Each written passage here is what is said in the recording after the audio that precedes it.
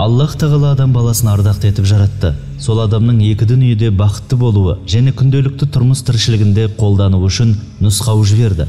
Ол Құран кітабы еді. ذلك الكتاب لا ريب فيه هدى للمتقين. Міне осы кітапта күдік жоқ, тақуалар үшін тура жол көрсетуші. Адам өмірінде ауыртпашылық, қиыншылық, сынақ және бәле жала болмай тұрмайды. Бұл жайттар адамды тығырыққа тіреуі мүмкін. Бірақ біз кез келген мәселенің шешімін, барлық сұрақтың жауабын Құраннан табуға болатынын білуге тиіспіз. وَلَنَبْلُوَنَّكُمْ بِشَيْءٍ مِّنَ الْخَوْفِ وَالْجُوعِ وَنَقْصٍ مِّنَ الْأَمْوَالِ وَالْأَنفُسِ وَالثَّمَرَاتِ. Әрине сендерді қауіп-қатер, ашаршылық және малдардан, жандардан кемітіп сынаймыз. مَسَّتْهُمُ الْبَأْسَاءُ وَالضَّرَّاءُ. Оларға ашаршылық, ауру, науқас келді. Адамды неліктен ауру айналдырады? Аурудан қалай айығуға болады? Құран жанға дауа, дертке шипа. وَنُنَزِّلُ مِنَ الْقُرْآنِ مَا هُوَ شِفَاءٌ وَرَحْمَةٌ لِلْمُؤْمِنِينَ. Құраннан мүминдерге шипа және рахым түсіреміз. Белгілі бір ауруларға Құран сүрелері толық шипа болады. Әсіресе Фатиха сүресінің орны ерекше. Фатиханың артықшылығының бірі ол шипа сүресі. Аллах елшісі саллаллаху алейхи уассалам Фатиха сүресі туралы ол барлық ауруға шипа деген. Фатиха сүресі. Бисмиллахир-рахманир-рахим. Аса қамқор, ерекше мейірімді Аллахтың атымен бастаймын. Алхамдулиллахи раббил аламин. Барлық мақтау бүкіл әлемнің Раббы Аллахқа тән. Ар-рахманир-рахим. Аса қамқор, ерекше мейірімді. Малики яумиддин. Қиямет күнінің иесі. Ияка нa'буду ва ияка настаин. Я Аллах, саған ғана құлшылық қыламыз, әрі сенен ғана жәрдем тілейміз.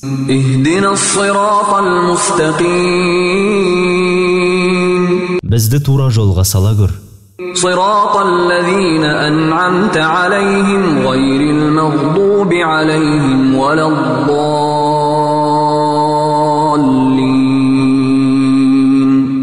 Нығметке бөлінгендеріңнің жолына, ашуға ұшырағандардың және адасқандардың жолына емес. Аллахқа шүкір, қазақ халқында бұл сүрені жатқа білмейтін қария да, бала да жоқтың қасы. Фатиха сүресін жатқа білген кісі басы ауырып, балтыры сыздағанда тәуіп немесе бақсы балгер іздеп жүрмей-ақ Аллахтың жәрдеміне тікелей қол жеткізе алады.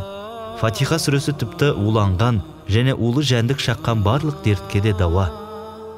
Бұл турасында Аллах елшісі саллаллаху алейхи уассалам Құранның Фатихасы барлық уға шипа деген екен. Сенің жолың жабылып, үйіңде ұрыстар жиілеп кетті ме? Мүмкін саған көз тиген шығар. Көптеген арты өлімге алып келетін асқынған аурулардың, сондай-ақ қаржылық қиындықтар мен отбасылық кикілжіңдердің себебі көз тиюден болуы ықтимал. Тіпті кейбір отбасы ажырасып, туыстық қарым-қатынастар үзілуі де мүмкін деген екен. Көз жылқыны пышаққа, ал адамды қабірге салады деген ескінің сөзін есті қазақ әуелден біледі. Себебі бұл пайғамбарымыз Мұхаммедтің, оған Аллахтың игілігімен сәлемі болсын, көз адамды қабірге, түйені қазанға салады деген хадисіне негізделген сөз екен. Ал ислам ғұламалары осы хадистің түсіндірмесінде, егер адамға көз тисе, мұның әсерінен адам өлім құшуы да мүмкін деген. Құранның соңғы Ихлас, Фалақ, Нас сүрелерін азанда және кешке оқыған адам сиқырдан және шайтанның азғыруынан аман болады. Сондай-ақ Аллах Тағала ол адамды көз тиюден қорғайды. Ихлас сүресі. Бисмиллахир-рахманир-рахим. Құл хуаллаху الله أحد الله الصمد لم يلد ولم يولد ولم يكن له كفوا أحد. Аса қамқор, ерекше мейірімді Аллахтың атымен бастаймын. Ей Мұхаммед, айт, ол Аллах жалғыз, Аллах ас-самад, мұқтажсыз, барлық жаратылыс оған мұқтаж. Ол тумаған және туылмаған, әрі оған ешкім тең емес. Фалақ сүресі. بسم الله الرحمن الرحيم قل أعوذ برب الفلق من شر ما خلق ومن شر غاسق إذا وقب ومن شر النفاثات في العقد ومن شر حاسد إذا حسد. Аса қамқор, ерекше мейірімді Аллахтың атымен бастаймын. Ей Мұхаммед, айт, таңның Раббысына сыйынып, қорғауын тілеймін. Жаратқан нәрселеріңнің жамандығынан, әрі қараңғылықтың жамандығынан ол жапқан кезде, және түйіндерге үрлеушілердің жамандығынан, әрі хасатшының қызғанған кездегі жамандығынан. Нас сүресі. بسم الله الرحمن الرحيم قل أعوذ برب الناس ملك الناس إله الناس من شر الوسواس الخناس الذي يوسوس في صدور الناس من الجنة والناس. Аса қамқор, ерекше мейірімді Аллахтың атымен бастаймын. Ей Мұхаммед, айт, адамдарының Раббысына қорғауын тілеймін. Адамдардың шын билеушісіне, адамдардың құдайына, Аллах еске алынғанда шегінуші азғыратынның жамандығынан, сондай адамдардың көкіректеріне уәсуәса салатын жындар және адамдардан. Құранның Ихлас, Фалақ, Нас сүрелерін күніге ұйқыға жатар алдында оқыған дұрыс.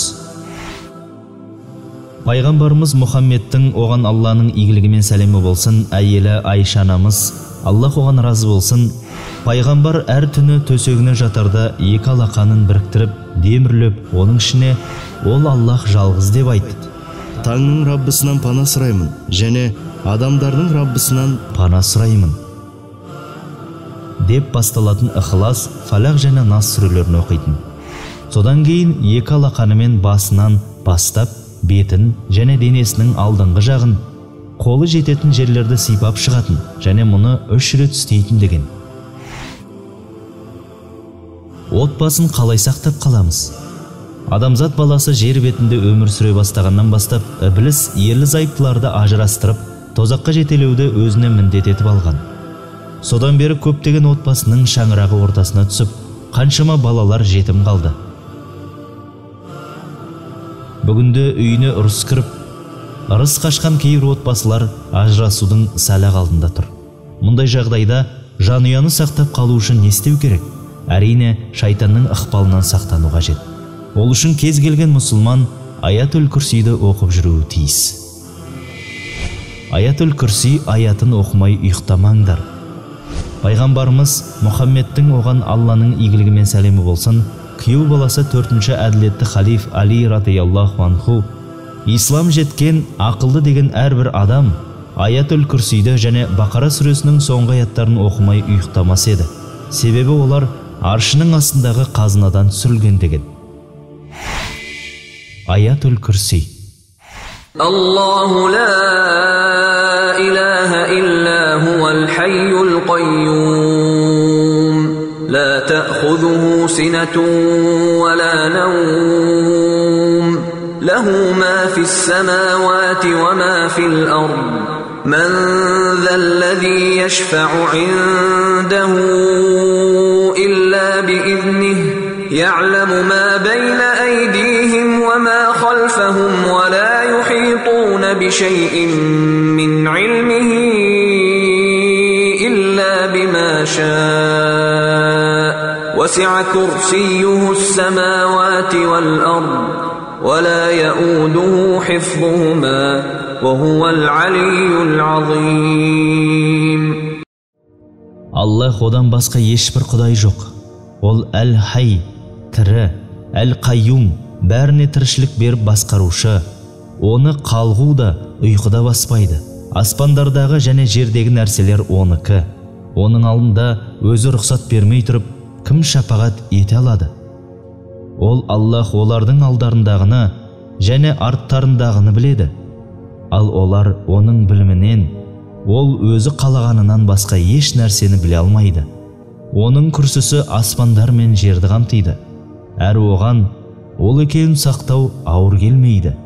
Әрі ол әл-али, аса жоғары, әл-азим, өте ұлы. Аллахтың сөзі тура жолдың өзі, және бүкіл жақсылық пен берекенің көзі. Құранға жақындаған кісінің Аллах жолын ашады, өмірін реттейді. Керісінше Құраннан алыстаған адам түрлі қиыншылықтардың құрсауына қамалып, жүрегінен тыныштық, тірлігінен мағына кетуі анық. Сондықтан Аллахтың қасиетті кітабы сөремізде емес, санамызда сақталсын, жанымызда нұрландырып, жадымызда жатталсын.